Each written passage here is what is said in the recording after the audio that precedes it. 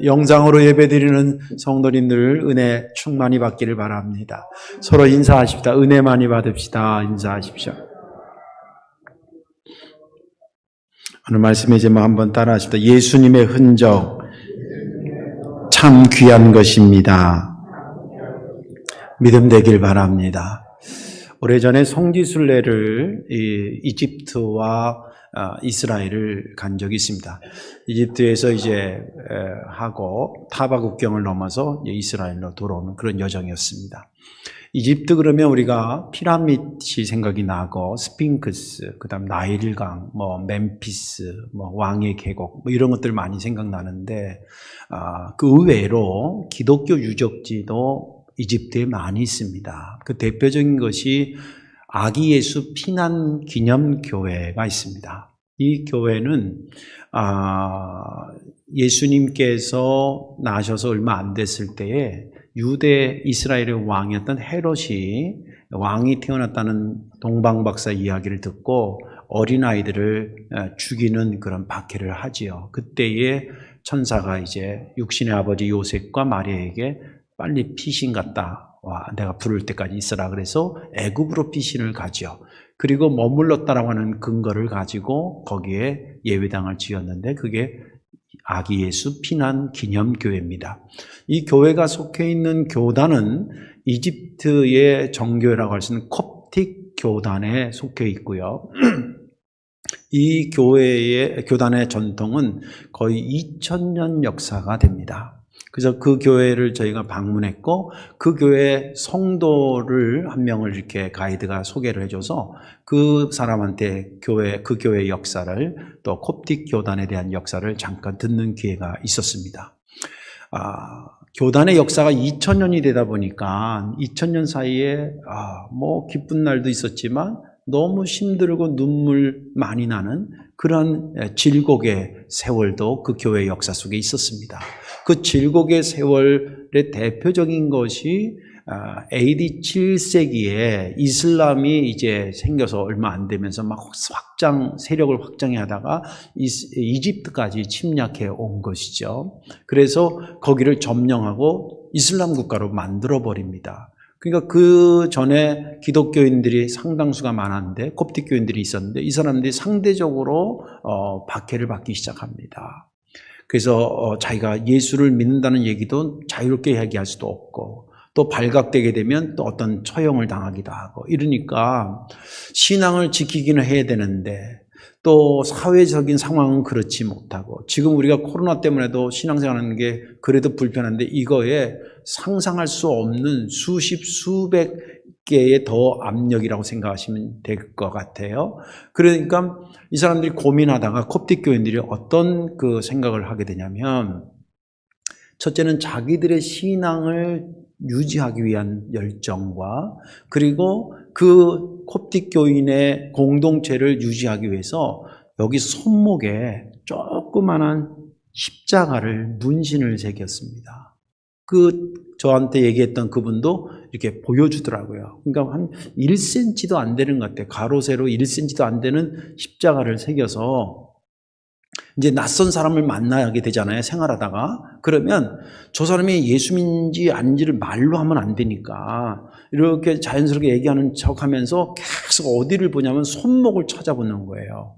이제 그게 사인입니다. 암호죠, 암호. 그 와가지고 저 사람이 손목에 십자가 있는 걸 발견하게 되면 자기 것도 보여주면서 그냥 낯선 사람이지만 끌어안고 위로하고 새 힘을 주고 그러고 또 이제 또 낯선 사람을 만났는데 보니까 손목에 이 십자가가 없다 그러면 그 이집트 옷이 도포처럼 이렇게 폭이 넓더라고요. 이거보다 좀 더 넓었어요. 이만큼인데 그걸 이렇게 가리면 손목이 안으로 쑥 들어가게 돼 있어요. 그래서 손등만 살짝 보이게 그렇게 해서 자기를 밖에서 보호하고 그렇게 질곡의 세월을 견뎌왔더라고요.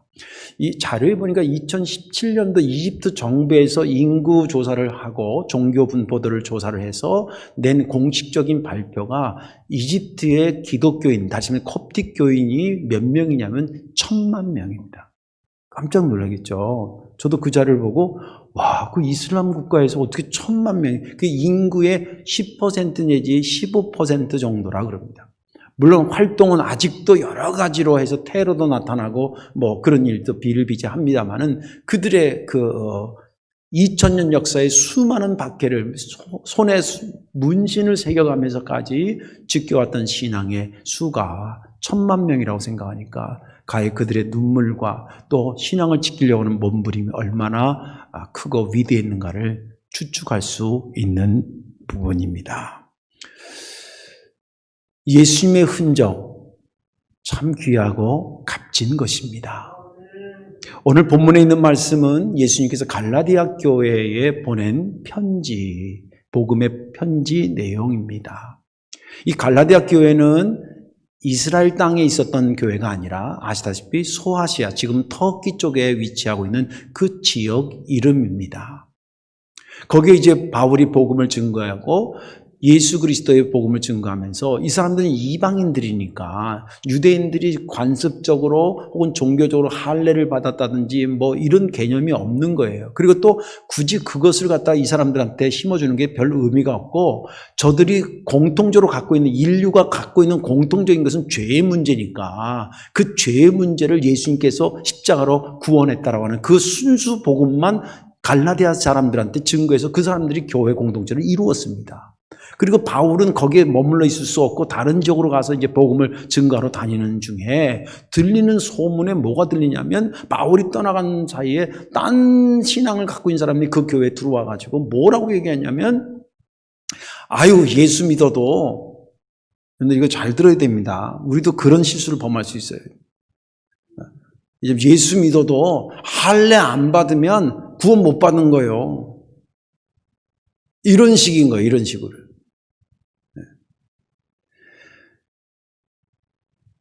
그러니까 이 사람들이 다는 아니었겠지만 또 거기에 또 마음이 흔들려가지고 그래야 되는 거야? 우리 이방인이라 우리는 할례가 뭔지 모르는데 그래도 할례 받아야 구원받는 거래. 이래가지고 이제 교회가 막 슬렁슬렁거리게 했다는 소식이 들린 겁니다. 바울한테. 마음이 너무 아프잖아요. 그가 가장 마음 아팠던 것은 예수님의 십자가의 죽으심 그 희생만큼 더 완벽한 게 없는데 그거 플러스 자꾸 딴 걸 갖다 붙이려고 하는 거예요. 이게 이단들이 하는 습성입니다. 예수를 믿어도 우리 공동체에 와야지 구원받는다. 이딴식 하는 이단도 봤어요 제가. 예수를 믿어도 요거 같이 믿어야 그래야 구원받는다. 이런 건 다 가짜입니다. 예수 한 분으로 충만한 줄로 믿습니다. 근데 그런 얘기를 들으니까 너무 마음이 아파가지고 그들에게 구원은 믿음으로 받는 거지 그런 행위로 받는 게 아니라고 하는 것을 역설한 책이 갈라디아서 그런 흐름 속에 오늘 본문이 위치하고 있습니다. 여기 11절에 보니까 내가 내 손으로 큰 글자로 너희들에게 쓴 것을 봐라. 이 말은 뭐냐면 이 바울이요 선교해야 되는데 다녀야 되는데 돈이 없으니까 아르바이트를 했어요. 그 아르바이트가 뭐냐면 천막을 만드는 겁니다. 얼마나 천막을 만들라고 바른질을 많이 했는지 그 여러 가지 그 자료에 보면 손이 곱아가지고 자기가 글을 성경을 필사를 해서 이렇게 편지를 보내야 되는데 본인이 다 못 쓰는 거예요. 손이 너무 아파가지고. 그래서 누구한테 대필하라 그러고 자기가 읽어주는 겁니다. 말을 하면 썼는데 중요한 것들 혹은 자기가 썼다라고 하는 것을 사인하는 것들 이런 것들은 친필로 썼다고 성경은 말하고 있어요. 몇 군데가 나오는데 그 중에 하나가 이겁니다. 그리고 손이 아프니까 작게 글씨를 쓸 수 없고 크게 썼다라고 하는 것은 그 손이 아프다는 의미가 있고 내가 지금 말하는 것을 너희가 꼭 들어야 된다라고 하는 겁니다. 그냥 듣다 말지 말고 꼭 들어야 된다라고 하는 것으로 내가 친필로 큰 글씨로 썼다. 너희들한테 와가지고 내가 들어보니까 예수 믿어도 할례 받지 않으면 안 된다고 이렇게 하는 사람들 그 육신의 자랑을 삼는 사람들이다. 그리고 그 사람들은 십자가로 인해서 박해가 올 때 슬쩍 피하려고 그렇게 말하는 사람들이고 또 너희들에게 자꾸 이게 할례 받으라고 하는 것은 다른 사람들한테 내가 말이지 갈라디아 교인들한테 이 할례 받으라고 그래서 그들이 다 받았잖아. 이거 자랑하고 싶어서 그런 사람들이다. 그런데 나는 예수 그리스도의 십자가 외에 자랑할 게 없다. 그 예수가 나로 인해서 세상에 대해서 나를 못 박아 세상 것을 다 버리고 오직 주님만 따르도록 그렇게 나를 바꾼 사람이기 때문에 할례 받았다 안 받았다가 뭐 그렇게 중요하냐. 그 사람이 새로운 피조물이 됐느냐가 중요한 거 아니겠니.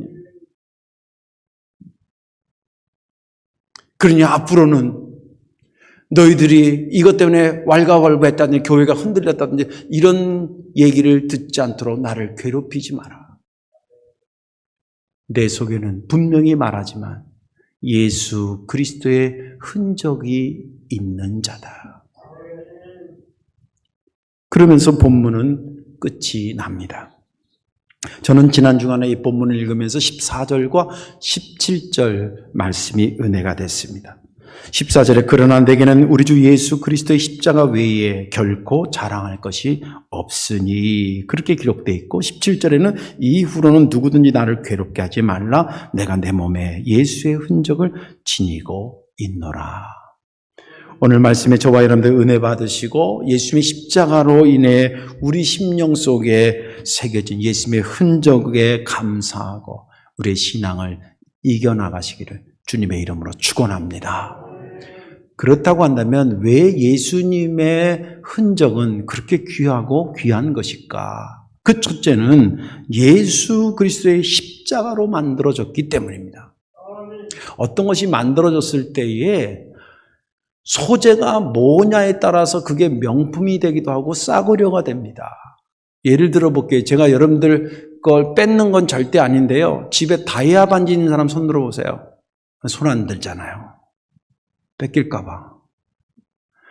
다이아 반지가 왜 귀하고 장롱 속에 고이했다가 아주 귀한 날만 뺏어 쓸까요? 소재가 비싸서 그런 거예요. 이유는 누가 만들었냐? 중요한 게 아니에요. 다이아라는 그 자체가 아주 세계적으로 비싸기 때문에 그걸로 만들어서 다이아 반지가 귀한 거예요. 그렇다고 한다면 예수님의 흔적은 뭐로 만들어진 것일까요? 시간이 만든 것일까요? 어느 사람이 만든 것일까요? 타투하는 타투쟁이가 여기다 새겨준 것일까요? 예수님의 흔적은 전적으로 예수님의 십자가로 새겨진 것임을 믿으시기 바랍니다. 그렇다고 한다면 바울에게 있어서 예수님의 십자가로 새겨진 그 흔적이 왜 그렇게 귀했을까요? 그는 14절에서 그 이유를 소개하고 있습니다. 14절에 그러나 내게는 우리 주 예수 그리스도의 십자가 외에 결코 자랑할 것이 없으니 그리스도로 말미암아 세상이 나를 대하여 십자가에 못 박히고 내가 또한 세상에 대하여 그러하니라. 14절을 보면 내용이 크게 두 가지인데 하나는 십자가 외에 내가 자랑할 게 없다라고 하는 내용과 두 번째는 십자가, 예수님의 십자가가 내 인생을 완전히 180도로 바꿔놨다 그런 겁니다. 세상에 대해서 내가 십자가를 내가 못 받겠다는 얘기는 이제는 나는 세상 것으로 더 이상 살지 않는다라고 하는 것을 나를 완전히 예수님의 십자가가 내 심령에 팍 들어오는 순간에 내 인생이 완전히 내 생각과 내 영혼과 사상과 생활의 삶의 패턴과 무슨 이런 영적인 것이 완전히 바뀌었다는 거예요. 완전히 바뀌었다는 겁니다. 원래 사실은 바울은요. 세상적인 관점에서 볼 때는 자랑할 게 굉장히 많았던 사람입니다. 그리고 본인 스스로도 이 정도는 자랑거리지라고 자부심이 있었고요. 또 열심히 했던 까닭도 다른 사람들한테 그래도 나는 이런 흔적을 남긴 사람이야 라는 것을 좀 과시하고 싶은 마음도 없지 않아 있었던 게 바울입니다. 바울이 그토록 자랑거리로 삼았던 것이 간추려서 그냥 몇 가지만 간추려도 크게 네 가지입니다. 하나는요, 그는 태어나면서부터 로마 시민권을 갖고 살았어요.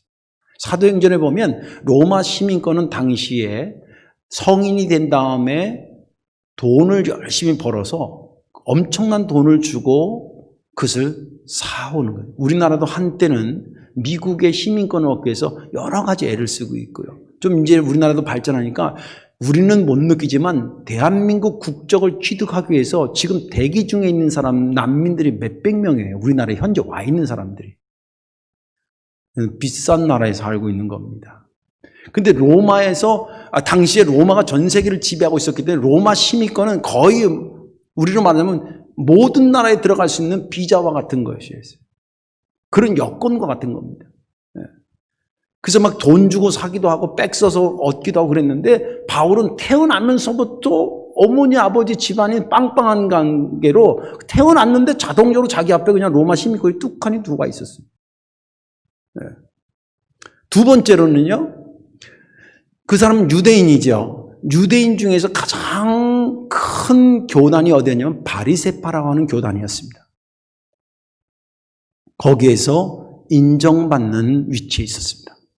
세 번째는 당시의 유대인들에게 국회와, 다시 말해서 그때는 신정일치 시대, 신앙과 정치가 일치된 건데, 그 의회가 뭐냐면 산헤드린이라고 하는 의회가 있어요. 우리로 말하는 국회입니다. 거기는 이스라엘 전체 인구의 72명만 뽑습니다. 거기에 바울은 국회의원이었습니다. 우리로 말하자면. 그렇게 나이도 많이 먹은 사람이 아닌데. 그 다음에 네 번째는 뭐냐면 굉장히 똑똑했던 사람이에요. 그래서 여러 가지 언어를 자유자재로, 당시에 유대인들 쓰던 언어가 있었고, 아람어가 있었고요. 또 헬라어가 있었고, 그리스어가 있고, 막 이랬었을 때입니다. 이 언어들을 자유자재로 구사할 수, 그래서 세계 선교를 그렇게 했는지 모르겠습니다만은 아무튼 굉장히 명석한 사람이었습니다.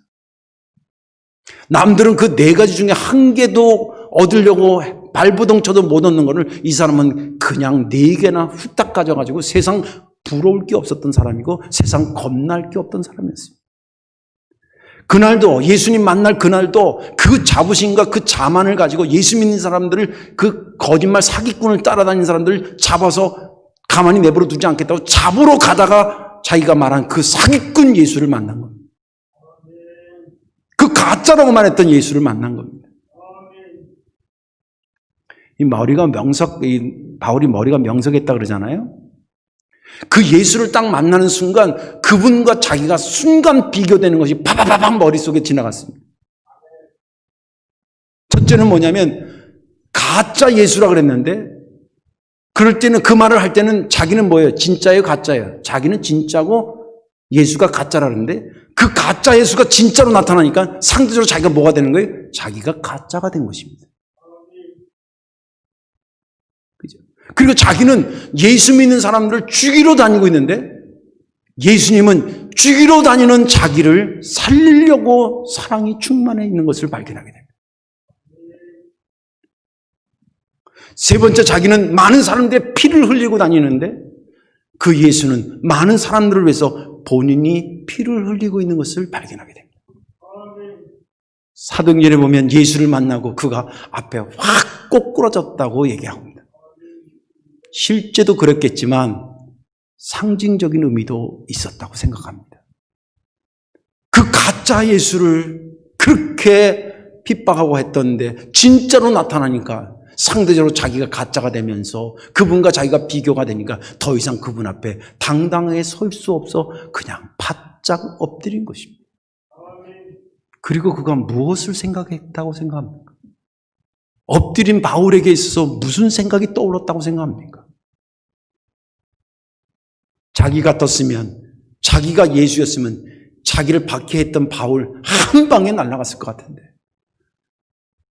오히려 살려주신 것만 해도 감지덕지한데, 내가 너를 이방인의 사도로 쓰겠다고, 나를 쓰겠다고까지 말씀하시니까 이 두 가지가 교차되면서 그분 앞에 달칵 엎드리고, 내가 저분이 내 심령 속에 이런 거룩한 흔적을 남긴 그분을 위해서 나도 저분을 위해서 이제 내가 죽겠노라고 하는 마음을 가지고 엎드리지 않았겠습니까? 예수님의 십자가는 바울의 심령 속에만 흔적을 남겼을까요? 저는 그렇게 보지 않습니다. 바울의 심령 속에 십자가로 흔적을 남긴 예수님은 우리들의 심령 속에도 십자가로 거룩한 흔적을 남겨주신 분임을 믿으시기 바랍니다. 여러분들 구원의 확신을 갖고 있는 분도 그것이 하나의 증표이고, 성도께 다니고 있고 직분을 맡았다라고 하는 것도 그것도 증표이고, 그리고 예수님의 피값으로 세우신 이 교회를 위해서 어떻게 내가 봉사하겠다는 것도 증표이고, 땅 끝까지 복음을 증거하겠다는 것 역시도 예수님의 피값으로, 예수님의 십자가로 내 심령 속에 흔적을 갖게 된 것에 대한 증표라는 것입니다. 그 첫 단추에 예수님의 십자가가 있었던 것입니다. 바울이 고백한 것처럼 나 된 것은 그리스도의 은혜라고 말한 것처럼 우리 된 것 역시도 주님의 은혜인 줄로 믿으시기 바랍니다.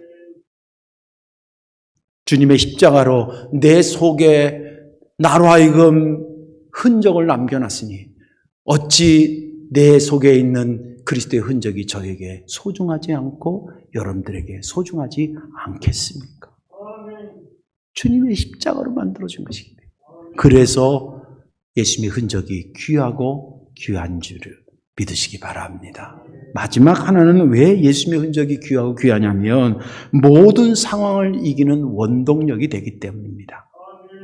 17절에 보니까 이후로는 누구든지 나를 괴롭게 하지 말라. 내가 내 몸에 예수의 흔적을 지니고 있노라. 두 가지 내용이 담겨져 있는데 하나는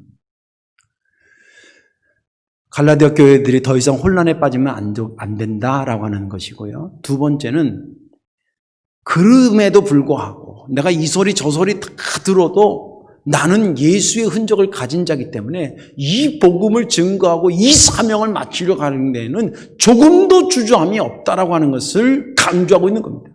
누가 나는 건드리지 마라. 내 속에는 이렇든 저렇든 예수의 흔적이 있는 자다라고 하는 그 말을 하는 이유가 뭐예요? 자랑하는 겁니까? 아닙니다. 굳은 결심을 말해주는 겁니다. 굳은 의지와 굳은 결심은 굉장히 강인한 힘을 수반하게 됩니다. 힘은 어디서부터 온 것일까요? 바울이 그렇게 담대하게 아무리 그러더라도 나는 끝까지 이 흔적을 가지고 나가겠다라고 그 힘, 의지를 비쳤는데 그 힘과 의지는 어디서부터 오는 것일까요? 그 속에 있는 예수님의 흔적에서부터 온 것이었습니다. 그래서 주님께서 나를 위해서 죽으시면서 흔적 남겨주셨는데 나도 이제 주님을 위해서 죽으려고 그렇게 나아가겠다고 하는 것이 그의 결심이고 그의 결단이었던 것입니다. 실제 바울이 복음을 증거할 때에 우리가 상상할 수 없는 어마어마한 것들을 당했습니다. 그가 고린도후서 11장에 보면 이런 말을 하고 있습니다. 나는 40에 하나 감한매를 5번이나 맞았다. 이게 뭐냐면 유대인들이 이제 사람을 때리는데 40대를 때리면 그 사람을 무시하는 거가 되기 때문에 나는 너를 싫어서 때리는 게 아니라 네 죄를 싫어서 때리는 거라는 의미에서 40에서 때리다가 한 대를 감해줘요. 39대를 때리는 거예요. 복음 증거하다가 그런 율례가 있었는데 복음 증거했다는 이유로 39대 때리는 매를 5번이나 맞았다는 거예요. 돌에 맞고 그리고 복음 증거하러 가던 배가 3번이나 파산돼가지고 물에 빠져가지고 죽을 고비를 넘기고 그것만이 아닙니다. 가다 보니까 강도의 위협도 당하고 동족의 위협, 이방인의 위협, 거짓 형제의 위협 알고 봤더니 믿는 사람인 줄 알고 알고 봤더니 믿지 않은데 자기 그것을 막 위협하는 사람들 가다가 자지 못하고 먹지 못하고 춥고 굶주리고 더 나를 괴롭게 하는 것은 내가 눈물을 흘리며 세웠던 교회들이 잘 성장해야 되는데 이런 고민이 나를 짓누르고 있는데 그 가운데 내가 살았다는 거예요. 이 외부에서 밀려오는 많은 그런 압박을 이 바울이 무엇으로 이겨나갔던 것입니까? 그가 말하기를 주님의 흔적을 가지고 이겨왔다는 거예요. 주님 나를 위해서 죽으셨는데 내가 이제 주님을 위해서 죽을 사례가 됐지. 그 흔적을 볼 때마다 느끼는 거예요. 이것이 외부에서 오는 바울을 넘어뜨리는 것이었다면 넘어뜨리는 게 내 속에서 유혹으로 넘치면서 내가 그 유혹에 넘어가서 내 스스로가 붕괴되는 경우도 있습니다. 근데 그것도 견뎌내요. 그가 루스트라고 하는 지역에 가서 발을 못 쓰는 사람을 고쳐줍니다. 그 사람들은 그 헬라 문화권에 있고 우리가 그리스 신화 같은 뭐 이런 데 나오는 신들 있잖아요. 그런 신들을 알고 있던 사람이라서 바울과 바나바 같이 간 바나바를 보면서 뭐라 하면 제우스 신이 나타났다. 그래서 막 그 앞에 엎드리고 자기한테는 헤르메스 신이 나타났다고 막 엎드리고 상을 차리고 막 제사를 지내려고 그러는 거예요. 그때 바울이 사도행전에 보면 옷을 확 찢으면서 지금 무슨 짓을 하는 거냐고. 나는 하나님이 아니고 나는 신이 아니고 저 사람을 걷게 한 것은 내가 아니라 창조하신 여호와 하나님이 그렇게 한 거지. 나는 당신들과 똑같은 사람이 불과한 거라고. 나를 섬기려고 그러지 말라고. 그렇게 하면서 그들을 쫓아냅니다. 여담이지만 이때 바울이 가만히 난 뭐 신이다, 난 능력 있다 이런 얘기 안 하고 그냥 가만히 있으면 신되는 거예요. 이단의 교주들이 그렇게 해서 되는 거예요. 그런데 옷을 찢으면서 아니라고. 그리고 바울이 얼마나 성령이 강하게 역사했는지 막 안수기도 하면 병자가 낫고요. 심지어는 바울이 쓰고 있던 손수건을 말이에요. 손수건을 받아가지고 다른 사람 가가지고 머리에다 이렇게 얹으면 그 사람이 막 낫고 그런 일이 일어났다는 거예요. 네. 바울 입장은 기분 좋은 거예요? 나쁜 거예요? 기분 좋죠. 그때도 가만히 있으면 교주되고 하나님 되는 거예요. 그래서 바울이 그런 소식을 들을 때마다 날마다 자기를 쳤다는 거예요. 날마다 나를 쳤다. 이러면 내가 넘어지지. 교만하면 안 되지. 그래서 날마다 자기를 쳤다는 거예요. 원어에는요, 눈을 쳤다고 돼 있어요. 바울이 이게 눈이 안 좋았어요. 안질이 심했다 그래요. 사람들이 어디가 아프면 아끼는 게 본능인데 그 아픈 부분을 더 쳤다는 거예요. 정신 차려야 된다고. 너 복음 증거하고 네가 넘어지고 네가 버림받고 네가 쫓겨나면 무슨 소용이냐고 막 이러면서 자기를 쳤다는 거예요. 날마다. 그리고 사역에 대해서 이제는 그만하셔도 되지 않겠냐 그럴 때에 내가 하고 만 건 내가 결정할 게 아니라 하나님이 가라 그러면 가기 싫어도 가는 거고 하나님이 가지 말라면 안 가고 싶어도 안 가는 거고 하나님이 내가 더 가고 싶어도 멈추라면 멈추는 거고 더 가기 싫어도 가라 그러면 가는 것이고 모든 것은 그분이 부르시는 그 상을 향해서 가는 거지 내가 이랬다 저랬다 하는 건 아니라고. 그러면서 그 사역을 끝까지 감당하면서 내적으로도 유혹에 넘어가지 않았습니다. 외부에서 오는 핍박에서 그가 견딘 것도 예수님의 흔적을 오르만지면서 있고 내부에서 우러나는 유혹도 견뎌낸 것이 다름 아닌 예수님의 흔적을 붙잡고 주님은 나를 위해서 겸손히 낮아서 나를 위해서 죽으셨는데 그 흔적을 갖고 있는 내가 예수님 덕봐가지고 어깨에다 힘주고 돌아다니면 되겠냐고 이러고 생각하면서 자기를 쳐서 복종했다는 거예요. 말은 쉽지만 결코 쉽지 않은 이야기입니다. 사실 바울만 예수님의 흔적을 통해서 힘을 얻어 승리한 것은 아니라고 봅니다.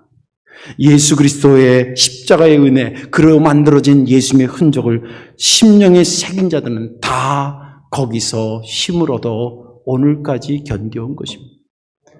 비근한 예로 여러분들이 존경스러운 것은 제가 그냥 사탕발림을 하는 게 아니라 신앙생활을 꾸준히 하시는 분들 보면요.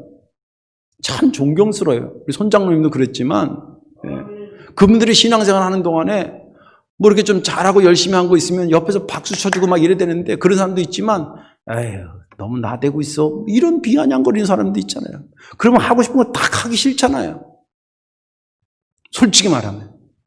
그래도 아유 주님께서 필요하니까 이 일을 시켰지 내가 뭐 저런 거 들으려고 그런 거에 흔들리려고 시켰나 그러면서 이런 소리 들어도 하고 또 저런 소리 들어도 하고 그러다 보니까 또 잘 돼가지고 또 막 그러는데 우쭐하지 않고 아유 주님이 하셨지 겸손과 그리고 견뎌냄의 그 힘을 예수님의 흔적에서 간직하고 살아와서 오늘의 교회를 이루고 여러분들의 신앙을 만들어 나온 것입니다.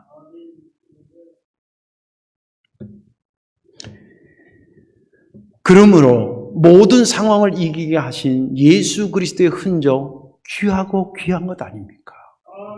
외부에서 오는 것도 흔적을 만지면서 이기고 내부에서 일어나는 유혹도 예수님의 흔적을 만지고 이겼다고 한다면 그 흔적이야말로 얼마나 고맙고 감사하고 귀한 것이냐는 거예요. 이제 말씀을 정리하고자 합니다. 여기도 아버님들이 많이 있는데 아버지들의 지갑에는 돈만 들어있지 않습니다. 아버지들의 지갑에는 자식들의 사진 한두 장씩 다 가지고 다닙니다. 왜 그럴까요? 남자로 사는 삶보다 아버지로 사는 삶이 힘들기 때문입니다.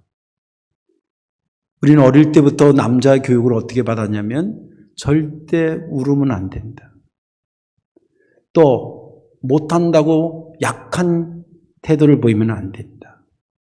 그렇게 교육받아 왔기 때문에 아버지도 울고 싶은 때가 있는데 아내한테나 자식한테 그 모습을 안 보이려고 그러는 거예요. 눈물 날 일이 없거나 눈물 나고 싶은 생각이 없어 안 우는 게 아닙니다. 그게 아버지의 삶이죠. 그 질곡 같은 삶을 살아가기 위해서 때로 힘들 때에 자기의 흔적과 같은 아들의 사진, 딸의 사진을 보면서 힘을 얻는 것입니다.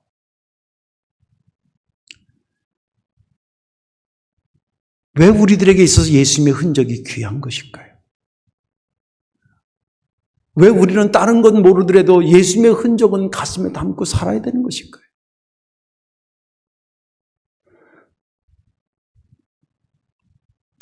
주님이 오라고 하는 그때까지 우리의 신앙의 여정이 만만치가 않기 때문에 그것을 이기고 또 이겨나가기 위해서 나를 위해 돌아가신 예수 그리스도 십자가로 만든 그 흔적이 내게 있어야 되고 품고 사는 것입니다.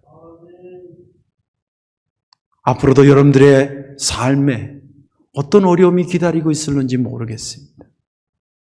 그럴 때마다 나를 위해 정말 순수하게 돌아가신 예수 그리스도의 십자가, 그로 인해 새겨진 예수님의 흔적을 부여잡고 저에게 주어진 삶의 여정을 믿음 안에서 끝까지 완주하시는 저와 여러분들 되시기를 주님의 이름으로 축원합니다.